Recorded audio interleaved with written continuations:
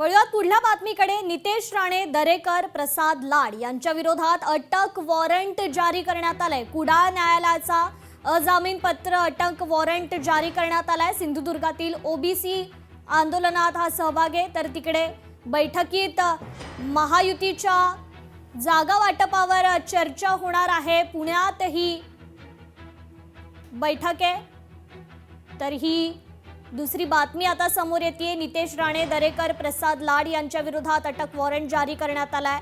कुडाळ न्यायालयाचा अजामीनपत्र अटक वॉरंट जारी करण्यात आलाय। सिंधुदुर्गातील ओबीसी आंदोलनात सहभाग घेतल्याप्रकरणी हा अटक वॉरंट जारी करण्यात आलेला आहे।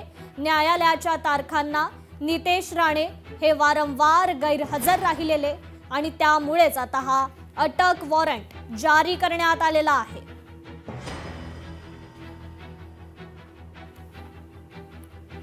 तर सिंधुदुर्गातील ओबीसी आंदोलनात सहभाग घेतल्याप्रकरणी हा अटक वॉरंट जारी करण्यात आलेला आहे। तर न्यायालयाने ज्या तारखा दिल्या होत्या त्या तारखांना नितेश राणे मात्र गैरहजर होते आणि त्यामुळेच हा अटक वॉरंट जारी करण्यात आला।